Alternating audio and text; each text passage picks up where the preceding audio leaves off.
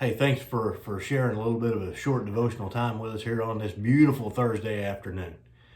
You know, right before this virus kind of took off, and we had to kind of change things the way we're doing things here in and around the building. Our young professionals group was about to finish with the book of Leviticus, and I know you're going, "Wow!"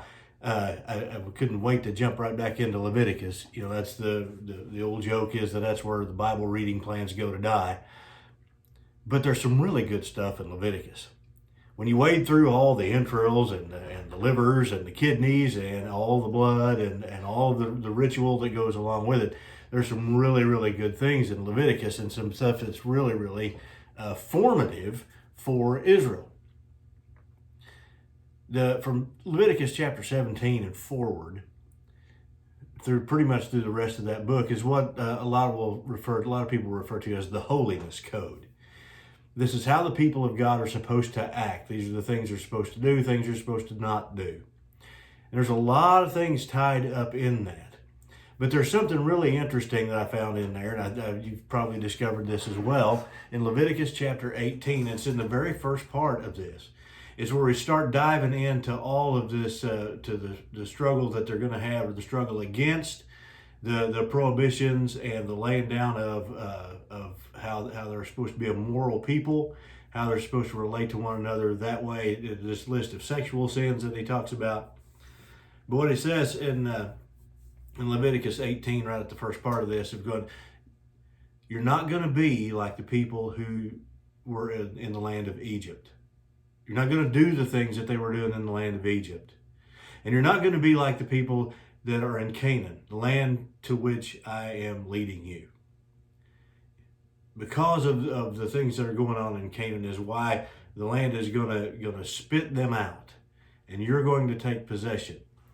And so when we think about that for just a minute, we go, okay, Israel's obedience to this set of laws and these directives that God gives, this code that he's going to give, is really about forming them into the people that God has called them to be. It's forming them into the people of God. There's a kind of I don't know if it's an argument or a school of thought today, a couple of schools of thought when it comes to the fact of how obedient people ought to be. Right, we think of the Old Testament laws as being, well, they need to be obedient to this strict set of rules that no one could keep. And so there are those who go, well, obedience is not what it was in the Old Testament. It's not as big a deal. And then others are going, oh yes, it is. Obedience is huge, and we need to obey to this set of patterns, or this form that we see. This is how we need to be obedient. And Jesus comes along in the Sermon on the Mount and says something different than either one of these groups are saying. Right? Do not think, he says in chapter 5, do not think that I have come to abolish the law and the prophets. It's not what I came for. I didn't come to abolish them, but to fulfill them. I tell you the truth, until heaven and earth pass away, not the smallest letter, not the least stroke of a pen will by any means disappear from the law until all things are fulfilled. Therefore, anyone who sets aside the least of these commandments and teaches others to do the same will be called least in the kingdom of heaven. But whoever does these commandments and teaches others to obey these commandments will be called great in the kingdom of heaven. So it sounds like obedience is pretty important. And if you were looking at two groups that Jesus is talking to, if Jesus were having to be talking to the group that we see in chapter 4, and then the Pharisees and the Jewish leadership, and the Jewish leadership in this case is going to be going, yep, you see, yep, we're supposed to be obedient. You hear what he said? We obey every last little letter of the law. And then Jesus turns and speaks about this group and says, unless your righteousness is better than that of the Pharisees and the teachers of the law, you will by no means enter the kingdom. So it's not that obedience is unimportant. We can certainly see that's not the case. But it's not just obedience for the sake of obedience that is important. The directives that Jesus gives on the Sermon on the Mount are going to be things, and not only just in the Sermon on the Mount, but really throughout his whole teaching, are going to be things that are meant to form us into the people of God, just like the law was given to Israel to form them into the people of God. Jesus is going to go on to say, when you think about, well, how is my righteousness going to exceed that of these experts in the law? These whose idea of religion is a strict obedience, that we've set up boundary laws around the other laws so that we don't even get close to breaking the law. How am I supposed to be more righteous than that? And Jesus begins to tell them.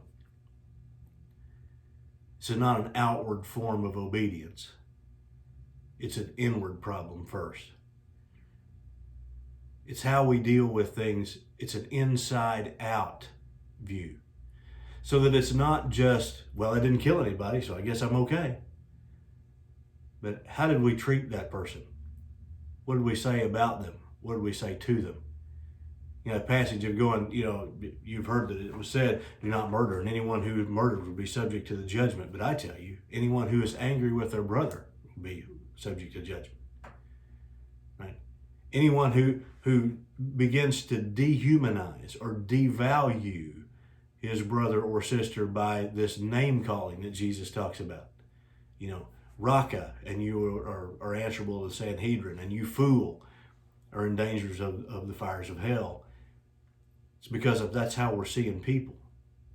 We're dehumanizing them. We're labeling them. That way we can talk about them. That way we can dismiss them, marginalize them, and get rid of them if we need to.